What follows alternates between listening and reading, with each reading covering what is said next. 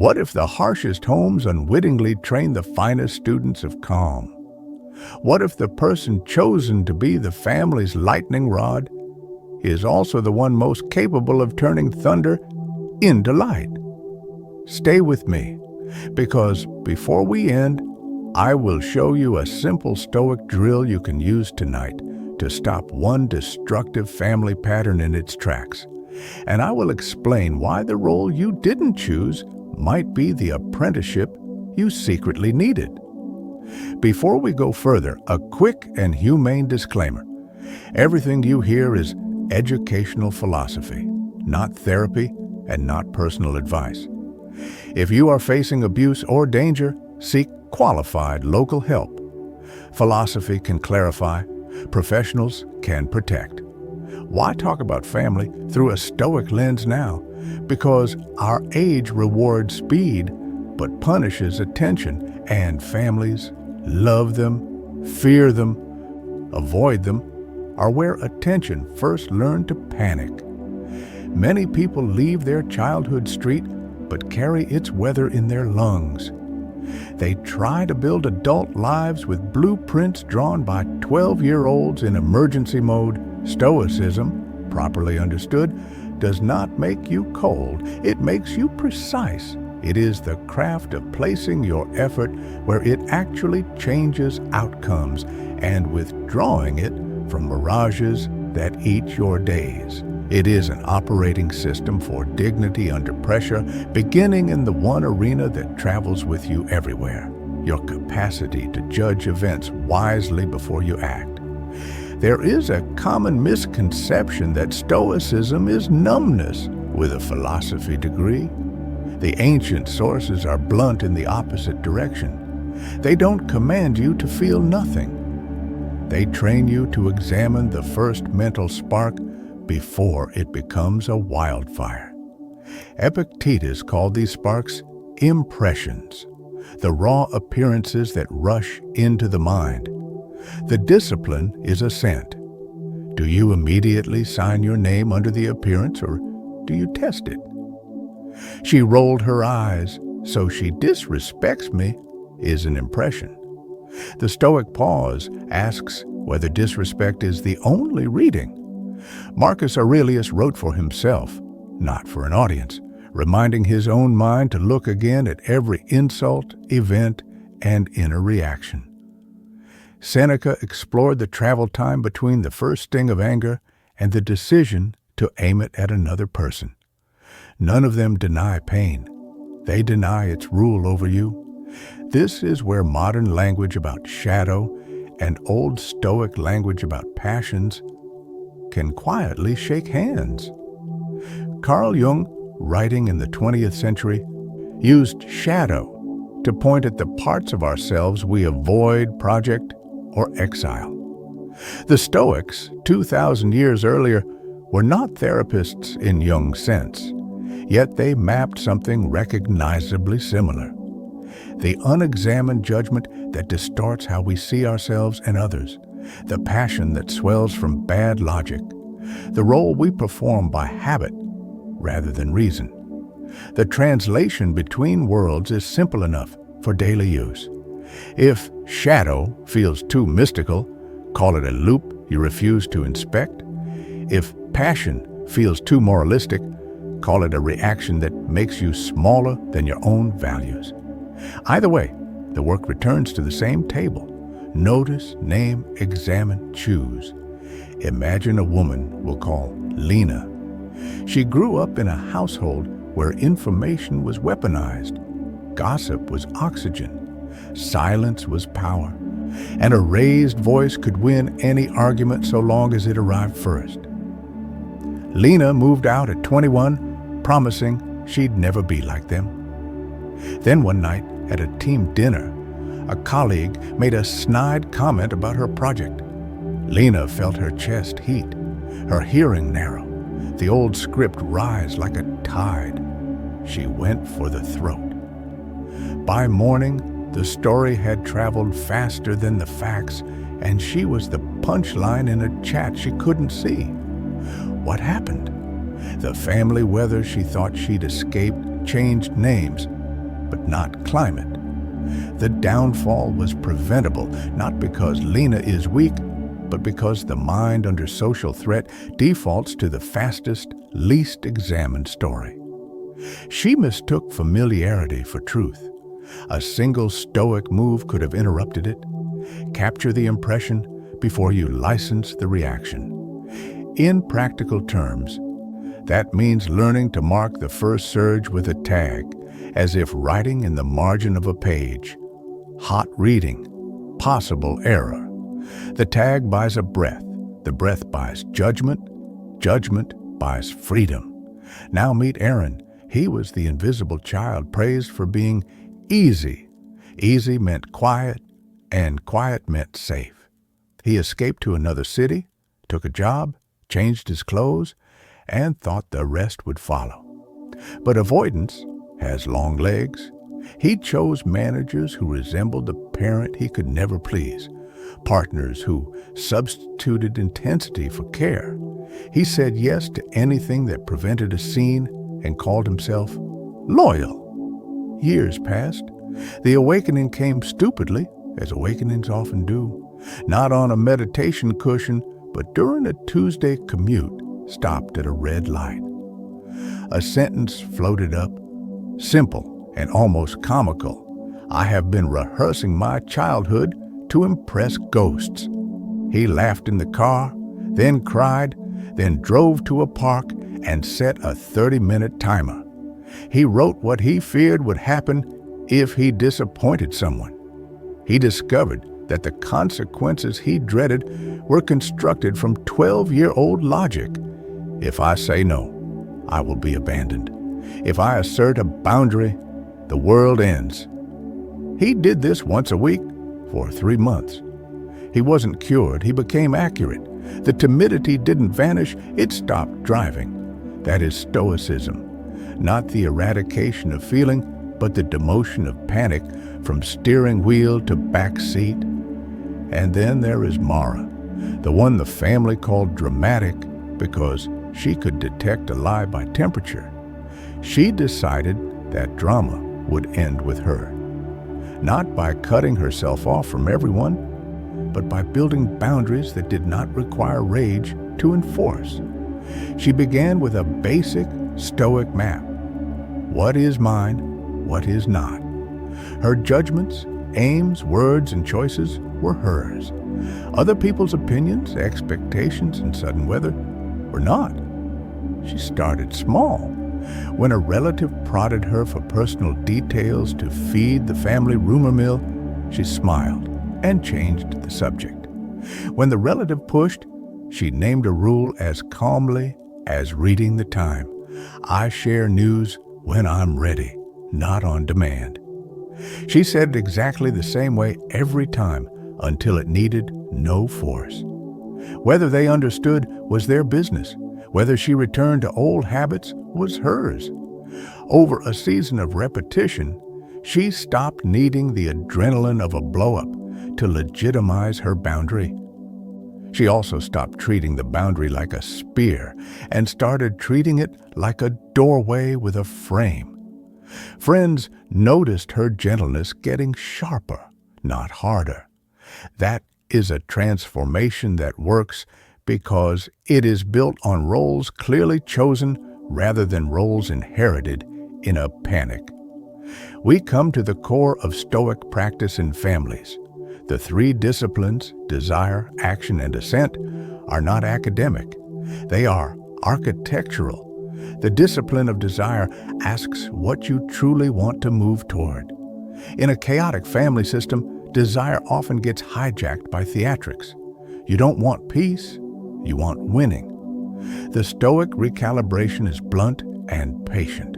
You want to be good, to act with justice, self-command, wisdom, and courage. And you want to do so regardless of whether the room applauds.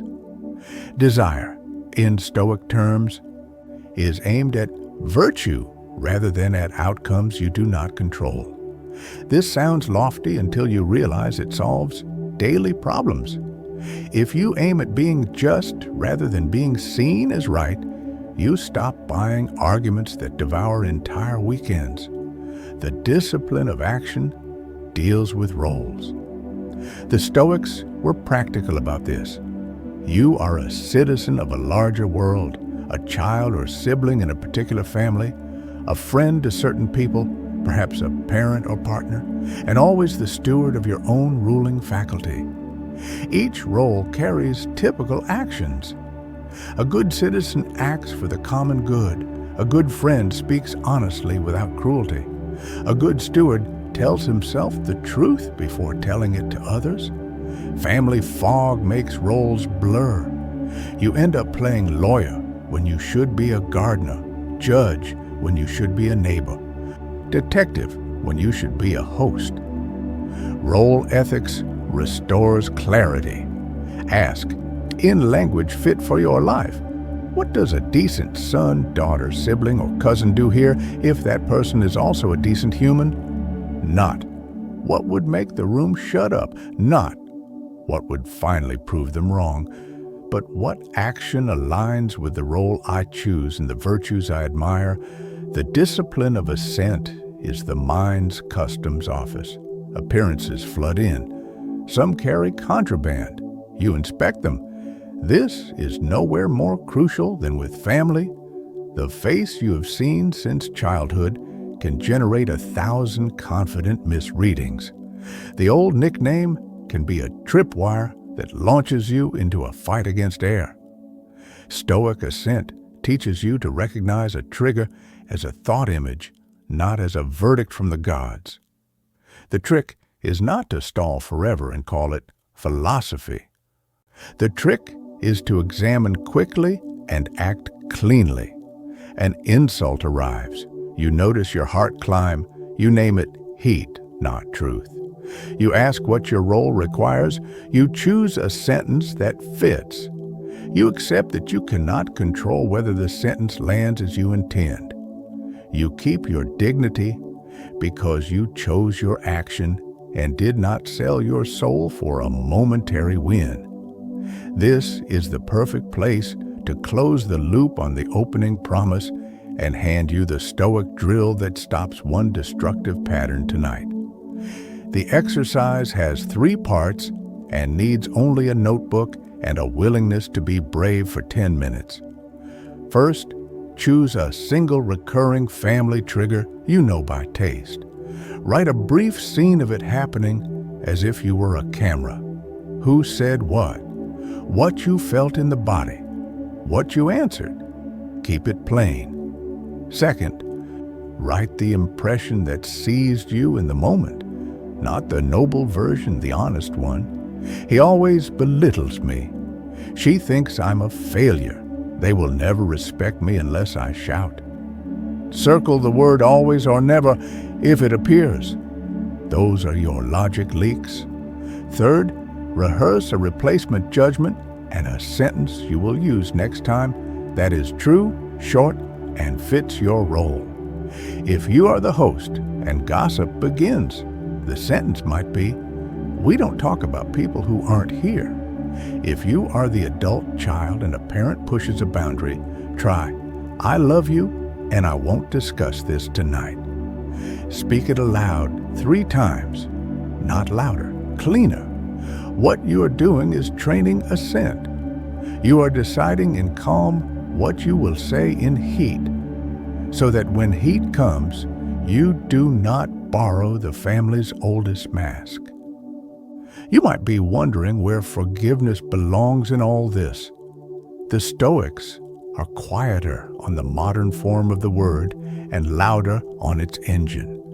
They train you to see causes and conditions rather than villains and saints, to understand how ignorance of ourselves, of what truly benefits us, drives much of what looks like malice.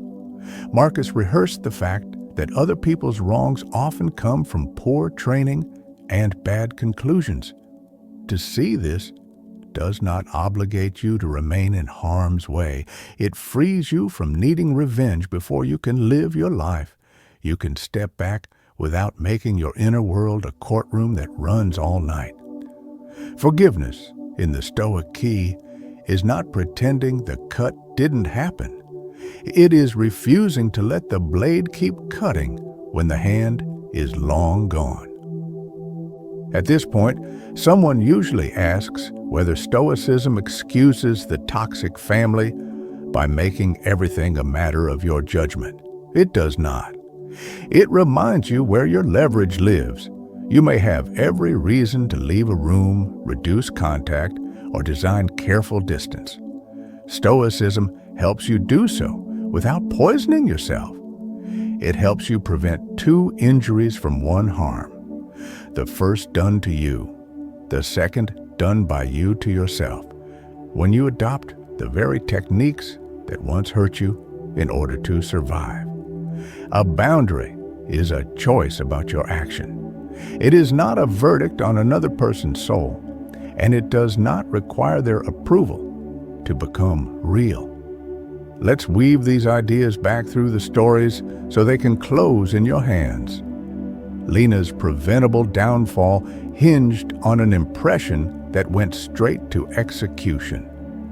In the weeks after that dinner, she began writing down her 3 most frequent hot thoughts and the replacement sentences she would speak if similar moments arose.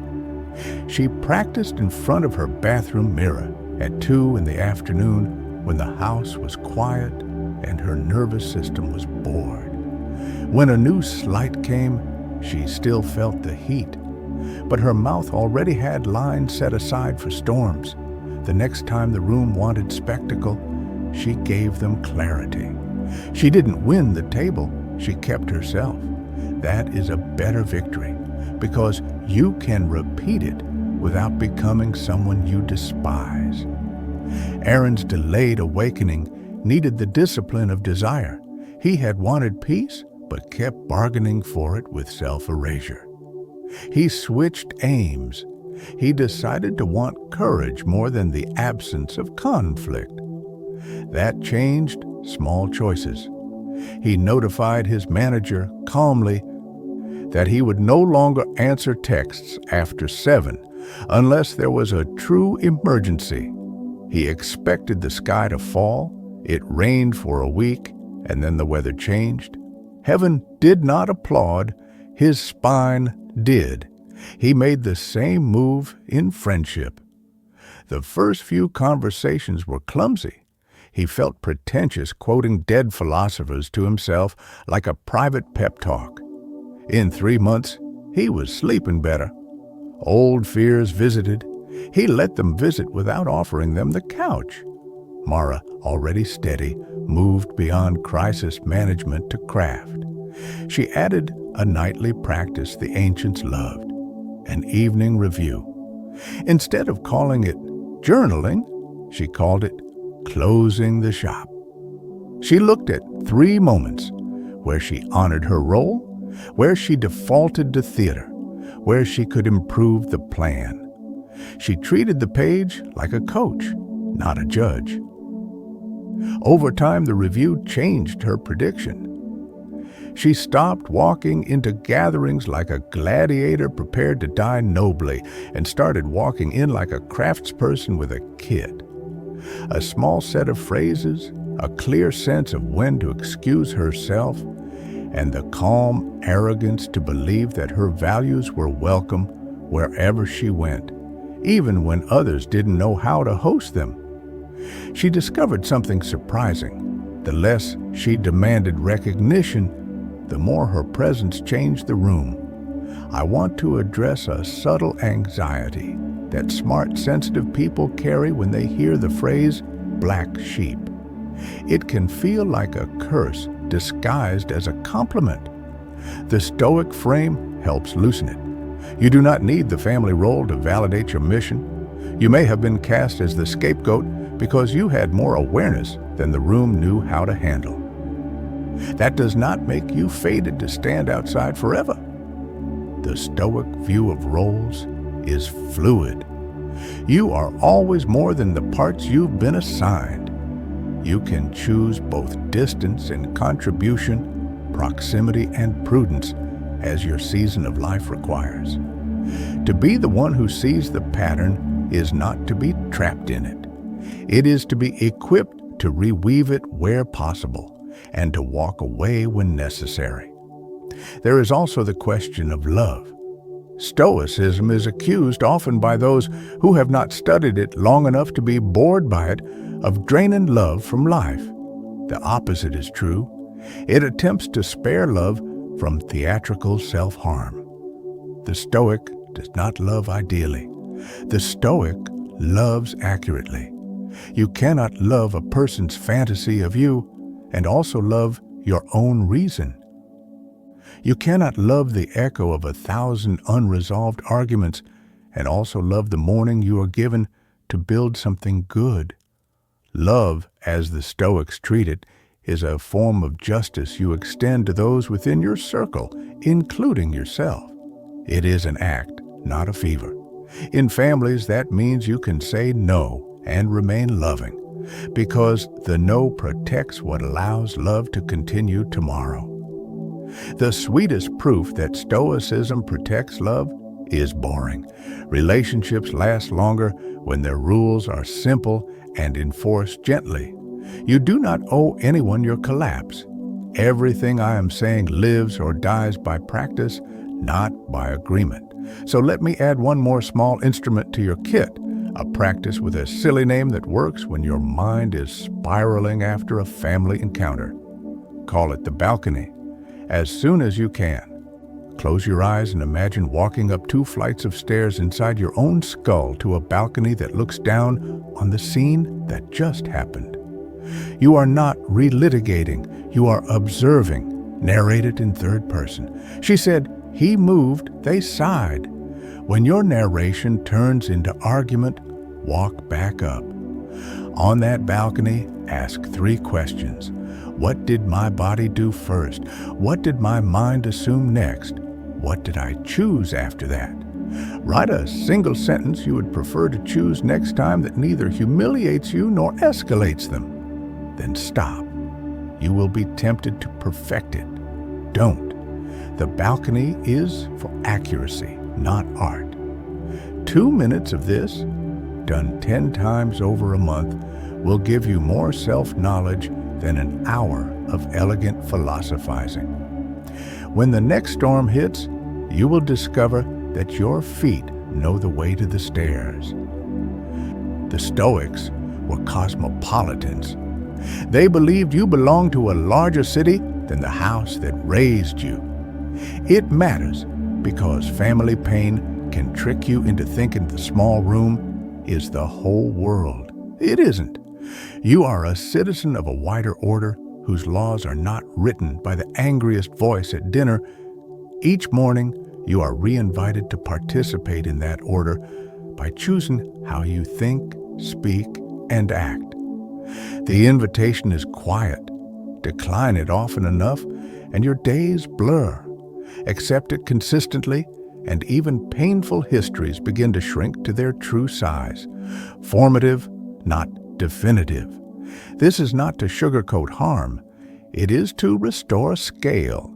You get to define the terms of your apprenticeship now. Earlier, I promised a concrete payoff, and we have touched one tool already. Here is the second testable claim you can measure within a week. If you practice premeditatio, the Stoic rehearsal of likely difficulties, for 5 minutes each morning about a single family trigger, your evening pulse after that trigger will drop compared to nights you do not rehearse. Do not take my word for it. Test it. Each morning, picture the likely scene. Hear the line that usually hooks you. Imagine your body getting hot and heavy. Then imagine yourself saying the sentence you prepared in your notebook. Feel how your jaw, shoulders, and hands behave when you say it well. Later that day, if the scene happens, your body will recognize the script. You may still slip, but slippage after rehearsal is cleaner. You fall forward, you recover faster. The point is not perfection. The point is to break the oldest pattern's monopoly on your next hour. We have moved from misconception to practice. Stoicism is not suppression, but skill. Emotions are not enemies, but energies that can be guided by examined judgments. Families are not final courts, but early classrooms. We have threaded the ideas through 3 lives, watched the same weather produce different responses, and returned to the only lever the Stoics promise you will ever truly hold: how you assent to what appears and how you act according to the role you choose. If one sentence has to ring in your ear when the room gets loud, let it be simple. I cannot control their weather, but I can become a better builder. Builders need blueprints, tools, and patience. Philosophy supplies the first 2. Time supplies the third. If this feels both hopeful and heavy, that's about right. The work is not glamorous. It is very often quiet. The prize is proportion. The person who owns their ascent becomes hard to manage by other people's chaos. You cannot be baited as easily, and when you are, you notice sooner. You find that your tenderness grows alongside your firmness because you no longer need anger to protect you. You are protected by a few small, consistent choices repeated until your nervous system feels at home inside them. As we close, consider this scene. You are in a familiar room. The old comment surfaces, the one engineered to make you perform. You feel the spark, and then you hear your own voice inside, steady and almost kind. That is an impression. You breathe once, which is to say you take ownership of half a second of human life that used to belong to the script. You speak a short sentence you prepared when you were calm. It is not fancy. It is true. The room does what rooms do. You do what you chose. You walk away with your center intact. Some nights, that is the entire victory, and it is more than enough. If you want to walk further, the natural next chapter is learning how to craft boundary language that is both humane and unshakable, and how to rehearse it until your body trusts your mouth. In the following episode, we'll build that language from Stoic role ethics and practice it with real-world scenarios so that your values aren't just ideas, but sentences and gestures you can actually use when the room turns theatrical. For now, carry the balcony, the morning rehearsal, and the small sentence in your pocket. They are humble instruments. In careful hands, they change the weather.